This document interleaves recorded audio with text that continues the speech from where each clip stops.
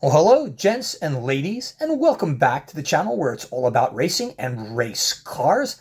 Guys, I'm kind of excited to show this car to you. This is a true scale miniatures car. You can see that from the inside of the box there, or maybe you can, maybe you can't, I don't know. There you can see it. This is a 1/43 scale car by the folks at TSM. It is the 1969 Porsche 917 Team Perfect Circle Coca-Cola car. And the reason I bought this is because it was a Coca-Cola car, and I am trying to make that a sub-collection within my collection. As you can see, as I mentioned, it's a 1/43 scale car mounted on a wooden base with acrylic jewel cover that is open-ended on both sides. Guys, I'm going to show you the bottom of this, which I traditionally do just for licensing verification, but there's something really cool that I thought you might find interesting.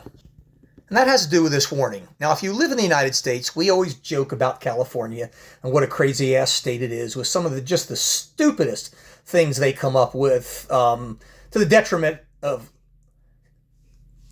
I guess, the people in California with more common sense than their governor, Gavin Newsom, and some of the other idiots that run the state. But check out this warning label. This product contains chemicals known to the state of California, just California, to cause cancer and birth defects and other reproductive harm.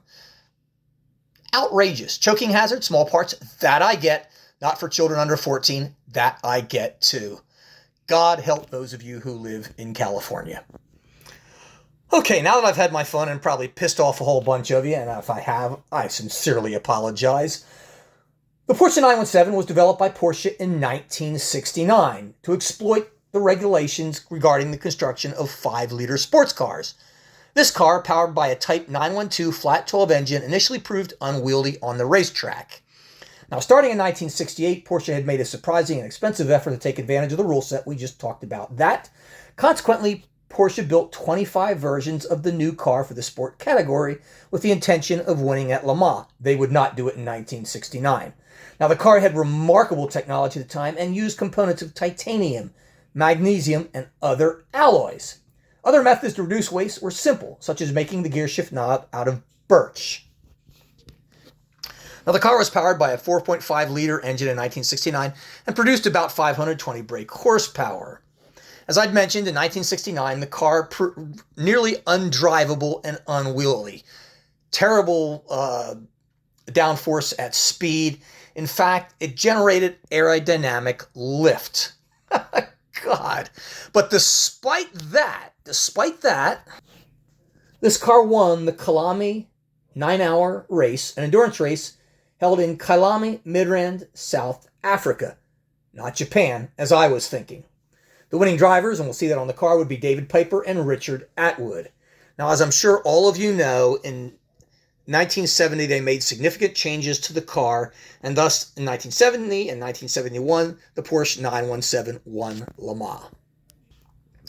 Now, this is a beautiful example from the folks at TSM, an absolutely gorgeous car. The reason I am showing you this front end, and we're going to talk about this, is you have got to take a look at this, and that would be the dive planes. Yes, guys, these are dive planes. I know they're commonly called canards, but they're dive planes. They generate downforce for the car. Now, this car developed aerodynamic lift. It was unwieldy. It was difficult to drive. And I'm sure it was these dive planes that helped to make the car more controllable, particularly at speed.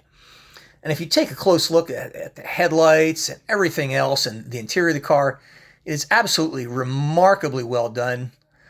Notice the British flag just above the cockpit. And you're going to see a crack in the windshield here. I picked this car up pretty inexpensively. And the interior of the car really is quite good because of that crack on the windshield. A small price to pay to get this car for about $40. Now, here's a cool look at the car from the rear. We're actually going to move it around here and just take a look at the rear in particular. And as you can see, I think it's quite unique. I absolutely love it. I am not sure if these are the exhausts here in the rear.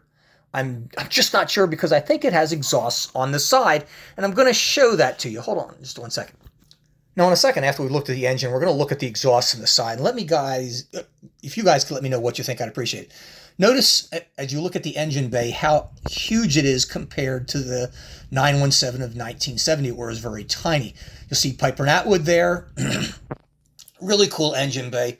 Also notice that this car does have side mirrors on the front fenders. My 1970 Porsche 917 does not. Now, if you take a close look here, just in front of the wheel well for the rear, you see what I believe to be a side exhaust.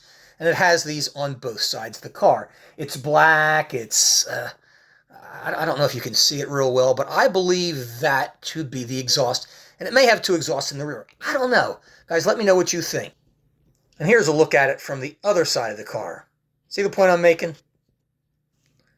And there's a good look into the cockpit. You can see the seat. This is what I would call a right-hand drive car. You know, not common in the U.S., but common in Britain and some sections of Europe, I would imagine.